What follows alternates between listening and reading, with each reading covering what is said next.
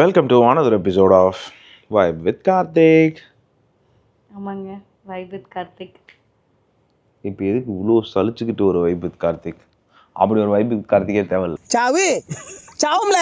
மக்கள்கிட்டே கேட்கலாம், இப்படி வாங்க, என்ன கவர் பண்ணுங்க, என்ன காஸ்டியூமில் உட்காந்துருக்காருன்னு பார்த்தீங்களா மக்களே? ஏதோ இது புதுசாக நடக்கிற மாதிரியும். இருங்க மணியை காட்டுவோம். என்ன வெறும் பூ மட்டும் தான் தெரியுது, மணி என்ன 19 ஆச்சு, 10:50 ஆச்சு மணி. அதாவது நைட்டு.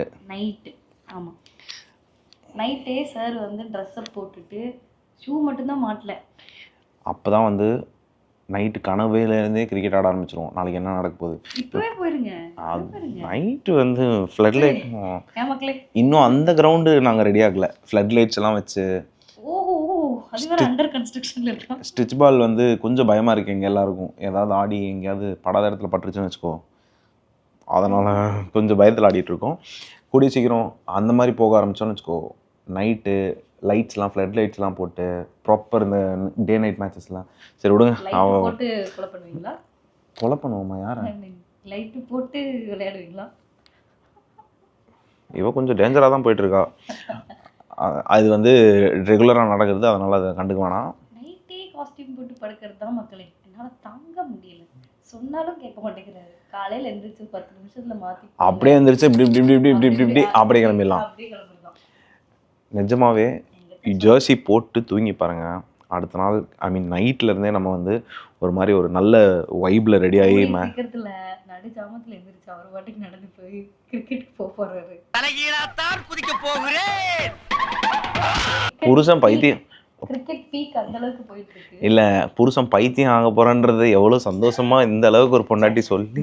இல்லை ஸோ எதுக்காக வந்து இந்த ஒரு வீடியோ இப்போ எடுக்கிறேன் அப்படின்னு பார்த்தீங்க அப்படின்னா, நிறைய பேர் என்னோட டிஎம்மாக இருக்கட்டும், கமெண்ட்ஸ்லேயே இருக்கட்டும், சரி அம்மா அம்மா எப்போ வருவாங்க, அம்மாவை எப்போ கூட்டிகிட்டு வர போகிறீங்க, அங்கே தனியாக இருக்காங்களா அப்படின்னு நிறைய கமெண்ட்ஸ். ரொம்ப நாள் அதுக்கு வந்து ஆன்சர் பண்ணணும்னு நினச்சேன். இன்றைக்கி தான் வந்து அதுக்கான கரெக்டான ஒரு விஷயம் நடந்தது. ஸோ அதனால் I wanted to share it with you all. என்ன அப்படின்னு பார்த்தீங்கன்னா, அம்மா வந்து ஊருக்கு போயிருந்தாங்க. ரீசன் என்ன அப்படின்னா, அங்கே போய் சில பல வேலைகள்லாம் இருந்தது அவங்களுக்கு. ஸோ அதெல்லாம் முடிச்சுட்டு ஒரு மாதம் 2 மாதம் இருந்துட்டு வரேன் அப்படின்றதுனால தான் போயிருந்தாங்க. இன்னொன்று என்ன அப்படின்னு பார்த்தீங்கன்னா, யூஏயை பொறுத்தவரையும் மேபி இது ஒரு இன்ஃபர்மேட்டிவ் வீடியோவாக இருக்கட்டுமே.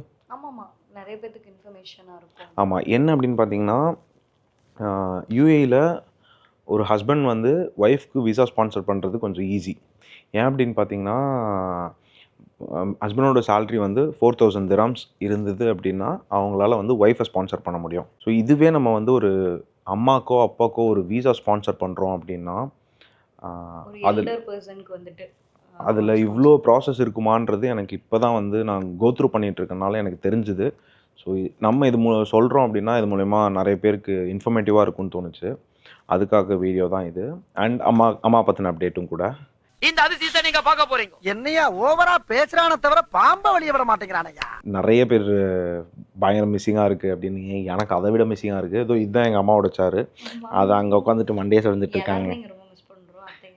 ஆமாம், இன்றைக்கி நைட்டு ஒரு தோசை சுட்டா, அதனால் நான் அடுத்த வீடியோவில் போடுறேன். எங்கள் அம்மா வந்திருந்தா இன்னும் ஜாலியாக இருந்திருக்கும். என்ன தோசை இது அப்படின்ட்டு இருக்கோம். வீடியோ கால் இருந்தாங்க, பட் நான் அந்த தோசை பற்றி அவ்வளோவா காட்டல. ஆமாம், இட் வில் பி ஃபன். அவங்க இருந்தால், பெரியவங்க இருந்தாலும் வீட்டில் ஒரு ஃபன் இருக்கும்ல, என்னதான் இருந்தாலும் ஒரு என்விரான்மெண்ட் ஜாலியாகவே இருக்கும். மட்டும் இல்லை, எப்பவுமே வந்துட்டு என்னோட ஒப்பீனியன் என்னன்னா, யாராவது ஒரு பெரியவங்க வந்துட்டு இந்த ஜென்ரேஷன் பொறுத்த வரைக்கும் வந்து கூட இருக்கணுங்கிறது என்னோட ஒப்பீனியன். ஏன்னா இப்போ நம்மெல்லாம் வந்து கலாச்சாரம், இந்த சாமியோட இது ரிச்சுவல்ஸ் அதெல்லாம் வந்து நமக்குலாம் தெரியவே தெரியாது அவ்வளோ. ஆனால் அவங்கெல்லாம் நம்ம கூட இருந்து ஒன்றும் சொல்லிக் கொடுக்கும்போது தான் நமக்கு அதோட வேல்யூஸ். நான் ஒரு விஷயம் நோட் பண்ணுங்க, லவ் பண்ணும்போது வந்து நமக்கு தெரியாது. அந்த ஒரு இண்டிவிஜுவல் வந்து ஒரு சில டியூரேஷன் பார்ப்போம். அதுக்கப்புறம் அவங்கவுங்க வீட்டுக்கோ அவங்கவுங்க ரூமில் ஸ்டே பண்ண போயிடுவாங்க. ஒன்ஸ் கல்யாணம் ஆனதுக்கப்புறம் தான் அவங்களோட ப்ராப்பர் இண்டிவிஜுவாலிட்டி தெரியும் அப்படின்வாங்க. எங்கள் அம்மாவோட 90% ஜெராக்ஸ் தாங்க இந்த பொண்ணு. சனிக்கிழமை ஆனால் சரி, வீடு துடைக்கிறதா இருக்கட்டும் சரி, எங்கள் அம்மா என்னென்ன பண்ணுச்சோ எல்லாமே பண்ணுறாங்க. சில டைம் என் தங்கச்சி, டேய் ஏன்னா மறுபடியும் அம்மாவே கூட்டின்னு வந்திருக்கு அப்படின்னு நிறைய இடத்துல சொல்லிட்டா. என்ன சனிக்கிழமை விரதம், சனிக்கிழமை வீடு குழைச்சிட்டு சாப்பிட்றது. ஒரே நிமிஷம் இருங்க, நான் காட்டுறேன் உங்களுக்கு ஒன்று. இந்தியாவில் கோலம் போடுறது ஓகே, இத்தினோண்டு சாமி ரூமில் கோலம் போட்டுட்டு தான் சாமி கும்பிடுவேன்னு சனிக்கிழமையில கோலம் போட்டு அடம் பிடிச்சி எனக்கு ஒரு டைலாக் ஞாபகம் வருது. என்கிட்ட வந்து அத்தை வந்து எப்பவுமே சொல்லிட்டே இருப்பாங்க, நம்ம வந்து எங்கே இருந்தாலும் வந்துட்டு அது அவங்ககிட்ட எனக்கு ரொம்ப பிடிச்ச ஒரு விஷயம். நம்ம எங்கே இருந்தாலும் நம்ம வந்து நம்மளா இருக்கணும். அதாவது நம்ம இடத்துக்கு ஏற்ற மாதிரி நம்ம வந்து மாறி நம்ம சாமி கும்பிட்றதாகட்டும் சரி, நம்ம சில விஷயங்கள் ஃபாலோ பண்ணுறதாகட்டும் சரி, எல்லாமே வந்துட்டு நம்ம வந்துட்டு நம்மளோட இதில் வந்து பண்ணிகிட்டே இருக்கணும் அப்படின்னு அவங்க என்கிட்ட நிறைய டைம் எனக்கு சொன்னது இல்லைங்க. என்கிட்ட சொல்லுவாங்க, சாமி கும்பிடுலாம் சொல்லியிருக்காங்க உங்களுக்குமே. சனிக்கிழமை வந்துட்டு நான்வெஜ் சாப்பிடாத, நீயும் வந்து சாமி கும்பிடணும். சனிக்கிழமை நான்வெஜ் சாப்பிட்றதில்ல, வியாழக்கிழமை அதாவது டியூஸ்டே முருகனாடா, டியூஸ்டே முருகர், டியூஸ்டே முருகருக்கு சாப்பிட மாட்டோம், தேர்ஸ்டே வந்து சாய்பாபாவுக்கு கண்டிப்பாக சாப்பிட மாட்டோம், சாட்டர்டே பெருமாள் குலதெய்வம் கண்டிப்பாக சாப்பிட மாட்டோன்னு வாரத்தில் இப்போலாம் 3 நாள் வீட்லேயும் நான்வெஜ் செய்கிறது இல்லைங்க. எங்கள் அம்மா சனிக்கிழமை மட்டும்தான் சாப்பிட வேணான்னுச்சு. இவன் என்னடானா 3 நாள் சாப்பிட வேணான்றா. சகல நிலைமை நினைச்சு ரொம்ப பரிதமா இருக்கு. நீ எனக்கு இன்னொரு அம்மாமா அப்படியே சைட்லேருந்து வில்லன் கன் எடுத்து ஷூட் பண்ணுறானான்னு பாரு. ச்சே, அந்த சீன் ரீக்ரியேட் பண்ண முடியல. சரி, அந்த மாதிரி தான் இருக்குது. ஏன்னா என் தங்கச்சியும் நிறைய வாட்டி நோட்டீஸ் பண்ணி சொல்லிட்டா. It's okay. ஓகேங்க. அதனால் வந்து அம்மாவை கூட்டிகிட்டு வர ப்ராசஸில் தான் நான் ஒரு 10 டேஸாகவே வந்துட்டு அங்கே இங்கேன்னு என்னென்ன ப்ராசஸ்லாம் கேட்டுட்டு இருந்தேன். ஸோ அதுக்கான முக்கிய விஷயம் இன்றைக்கி தான் வந்துச்சு. இது வந்து எனக்கே தான் ஃபஸ்ட் டைம். ஆல்மோஸ்ட் நான் வந்து 8 இயர்ஸாக துபாயில் இருக்கேன். So this is an affidavit. அஃபிடவிட்னா வந்து ஒரு ஓத். சரிங்க, தப்பாயிடுச்சு. ஸோ இந்த அஃபிடவிட் என்ன அப்படின்னு பார்த்தோம்னா, துபாயில் ஒரு லீகல் டாக்குமெண்ட். இங்கே இப்போ நம்ம அம்மா அப்பாவை கூட்டிகிட்டு வரணும்னு வச்சுக்கோங்களேன்.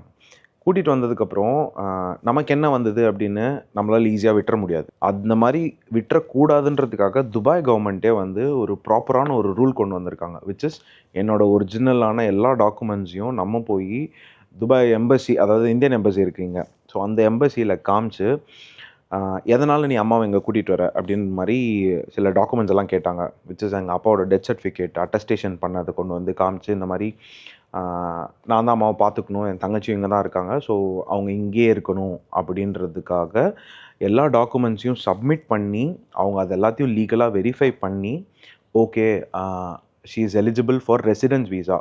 இதுக்கு முன்னாடிலாம் அம்மா வந்தது என்னன்னு பார்த்தீங்கன்னா விசிட் வீசாவில் வந்தாங்க. விசிட் வீசாவில் வரதுல என்ன பிரச்சனை இருக்குதுன்னு பார்த்தீங்கன்னா 2 months ஒன்ஸ் இல்லை 3 months ஒன்ஸ் எக்ஸிட் ஆகி மறுபடியும் உள்ளே வரணும். விச் இஸ் யாராவது கொண்டு போய் வெளியே விட்டுட்டு இந்தியாவோ இல்லை இங்கே வந்து பக்கத்தில் ஒமான் கத்தார்லாம் இருக்குது, அங்கே போயிட்டு மறுபடியும் வரணும். அம்மா இந்த ஏஜில் வந்து அதெல்லாம் பண்ணுறது ரொம்ப கஷ்டமான விஷயம். ஸோ அதனால் என்ன பண்ணலாம் அப்படின்றது நான் முன்னாடி இருந்து பிளானே வந்து எனக்கு எங்கள் அம்மாவை ரெசிடென்ஸ் வீசாவில் 2 வருஷம் வீசா கிடைக்கும், 2 வருஷம் இங்கே இருக்கலாம் அப்படின்றதுக்காக தான் இந்த ஒரு ப்ராசஸ். ஸோ ரெசிடென்ட் வீசாக்கான மொதல் ஸ்டெப்பே வந்து பேரண்ட்ஸ் கூட்டிகிட்டு வரோம் அப்படின்னா இந்த அஃபிடவிட் ரொம்ப முக்கியம் அப்படின்னாங்க.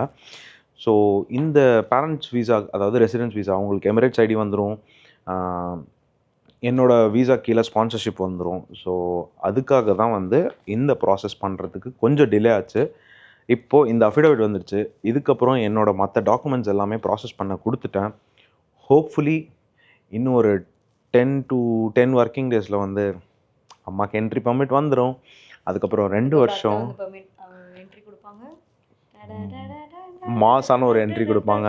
ஆமாம், 2 வருஷம் வந்து இங்கே இருக்க மாதிரி தான் பிளான். விச் இஸ் கண்டிப்பாக இங்கேனா இங்கே இருக்க மாட்டாங்க, அங்கங்கே நடமுடிப்பாங்க கூப்பிட்டு போக சொல்லி. பட் அதாவது இந்தியாவுக்கு. பட் ஸ்டில் 2 வருஷம் எப்போ போகணுமோ போய்க்கலாம். 2 months 3 months கண்டிப்பாக போயே ஆகணுன்ற ஒரு கம்பல்ஷன் எங்களுக்குமே இருக்காது, அவங்களுக்குமே இல்லை. ஸோ அதனால் பயங்கர எக்ஸைட்டட். இந்த வாட்டி வந்து ஒரு UAE ரெசிடெண்ட்டாக வந்து எங்கள் அம்மாவை கூட்டிகிட்டு வர போகிறேன்னும் போது எஸ், இது நான் வந்து துபாய் வந்த ஒரு ஃபஸ்ட்டு ஒரு 3 months 4 monthsலேயே நான் வந்து சிலர்கிட்ட கேட்ட விஷயங்கள் என்னென்னா, அம்மாவை எங்கே கூட்டிகிட்டு வந்து தங்க வைக்கணுன்னா ப்ராசஸ் என்ன. ஏன்னா ஒய்ஃப்க்கு நான் சொல்கிற மாதிரி 4000 வந்து ஸ்பான்சர் பண்ண முடியும். அம்மாவுக்கு அப்படின்னு பார்த்தோன்னா நமக்கான சேல்ரி வந்து ஒரு லிமிட் இருக்குது. சேல்ரி லிமிட் இவ்வளோ கண்டிப்பாக இருக்கணும். அதே மாதிரி நமக்குன்னு ஒரு வீடு வந்து ஒரு கொஞ்சம் பெரிய வீடாக இருக்கணும். ஏன்னா கல்யாணம் ஆகிடுச்சுன்னா நீங்கள் வந்து ஒய்ஃப் இருப்பாங்க, அம்மா இருப்பாங்க. ஸோ அதுக்காக வீடு அம்மாவுக்கும் நீ வந்து ரொம்ப நல்லா பார்த்துக்கணும் அப்படின்றது தான் துபாய் கவர்மெண்ட்டோட மெயின் அத்தாரிட்டியே. இதில் என்ன எழுதியிருக்குன்னா, அவங்க உள்ளே வராங்க எல்லாத்துக்குமே நீ மட்டும்தான் பொறுப்பு, அவங்க ரொம்ப நல்லா பார்த்துக்கணுன்றதுக்கான அஃபிஷியலான ஒரு டாக்குமெண்ட் இது. இதில் வந்து நான் லீகலாக சைன் பண்ணியிருக்கேன். எல்லா பக்கமும் அட்டஸ்டேஷன் ஆகி வந்திருக்கு. என்னென்ன எழுதியிருக்குன்னு காட்டல. பட் ஸ்டில் அவ்வளோ நல்லா பார்த்துக்கணுன்ட்டு கவர்மெண்ட்டே வந்து ஸ்ட்ரிக்டாக ஆர்டர் போட்டு ஆல்மோஸ்ட் நம்ம செக்யூரிட்டி டெபாசிட்டே வந்து நம்ம ஊர் கணக்குக்கு ஒரு 1.5 லட்சம் வந்து கட்டணும். சேல்ரி வந்து மினிமம் சேல்ரி ஒரு 10,000 திராம்ஸாவது இருக்கணும். ஸோ அதெல்லாம் ஸ்டார்டிங்கே கேட்டு வச்சு நம்ம வந்து சீக்கிரமாக வந்து இந்த சேல்ரிக்கு போயிடணும். அப்போ தான் நம்ம அம்மாவை கூட்டிகிட்டு வர முடியும்னு அது ஒரு கோலாக வச்சு நான் வந்து ஒர்க் பண்ணிகிட்டு இருந்தேன் அப்போது. ஸோ அதனால் நிஜமாகவே இது எனக்கு வந்து ஒரு மிகப்பெரிய ஹாப்பினஸான ஒரு விஷயம்.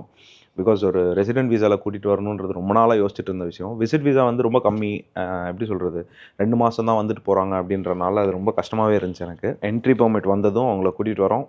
கூட்டிகிட்டு வந்து நம்ம கூடயே இருக்க வைக்க போகிறோம். இனி வந்து அவங்க இங்கே தான் இருக்க போகிறாங்க. இனிமேல் நீங்க அத்தையை வந்து மிஸ் பண்ண மாட்டீங்க. அது இன்னொரு 2 வாரம் ஆகும் ஏன்னா கூட்டிகிட்டு வர்றதுக்கு. இன்னும் என்ட்ரி பெர்மிட்லாம் அடிச்சு வந்ததுக்கப்புறம் shall be here permanently. So அந்த அப்டேட் உங்களுக்கும் தரணும். பிகாஸ் இன்றைக்கி ரொம்ப ஹாப்பியாக இருந்தது இந்த டாக்குமெண்ட் வாங்கினதும். இன்றைக்கி தான் வாங்கிட்டு வந்தேன். ஸோ வந்த அன்றைக்கே வந்து இந்த சந்தோஷமான விஷயத்தை உங்கள் எல்லார்ட்டையும் ஷேர் பண்ணணும்னு தோணுச்சு. See you in another episode. நான் போய் தூங்கினா தான் நாளைக்கு மேட்ச்சில் பர்ஃபார்ம் பண்ண முடியும். நீ என்ன நினைச்சாலும் வந்து என்னோட கிரிக்கெட் ஒருத்தங்க வராங்க. இவ்வளோ கூட சமாளிச்சிடலாம். என்னால சொல்ல முடியாதுல்ல அத்தை. ஏய் போடா பண்றா அப்படிம்பாங்க. சரிங்க. See you until in another episode. Bye bye.